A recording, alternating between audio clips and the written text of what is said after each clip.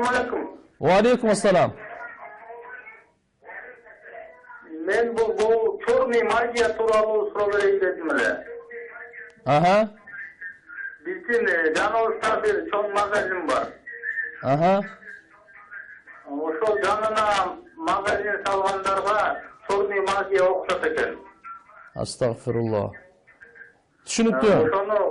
Жооп берип коеюн. Кандай кылып кутулса болот ошо. Түшүндүм.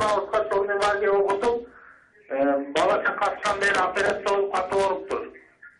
Түшүндүм.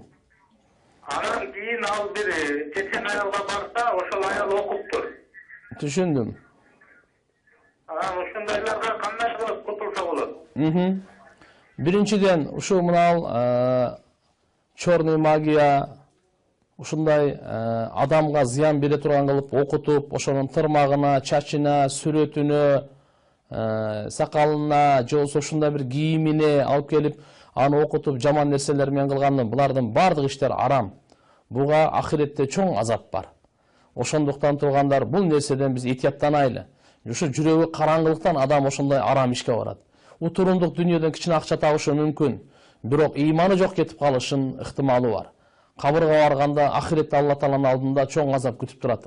Ошондон бирөө ушу черный магия кылса, же ошого кылдыртса, тооба кылып иштерин буну таштасын. Эскертип коеюн, таштасын, бул өтө жаман нерсе.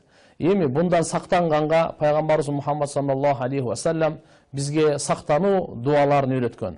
Шайтандын бардык иштеринен, жиндердин бардык жамандыгынан, көрө албагандардан, ар бир ушундай черный магия, ар кандай нерселердин бардыгынан сактануу дуалары бар, урматтуу телекөрүүчүлөр. Ошон үчүн биз дайыма айтабыз, мынакей, даарат менен жүрсө, адам таза жүрсө, ушу сактануу. Намаз окуп жүрсө, өзүнө дем салып жүрсө, бул сактануу.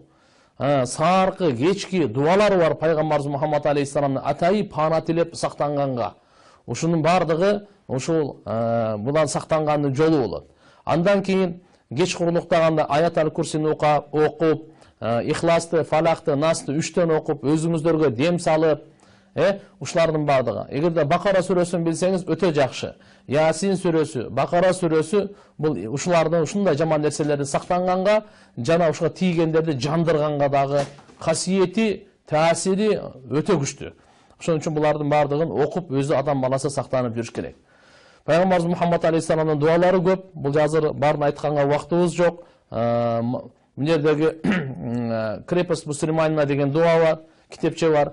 Мусульмандын коргону деп, ошол китептерден дагы алып сатып алып туруп, жаттап, ошого ишенип, бекем өзүңүзгө окуп жүрсөңүз, Кудай кааласа, азыркы окшогон жамандык нерселер тийбейт тугандар. Жаман нерселер адам жаман жүргөндө да тиет. Ошон үчүн биз биринчи өзүбүздү тазалап, таза жүрөйлү, бирөөгө жамандык кылбай, бирок сактанып жүрөйлү. Сактангандын жолдору ушундай.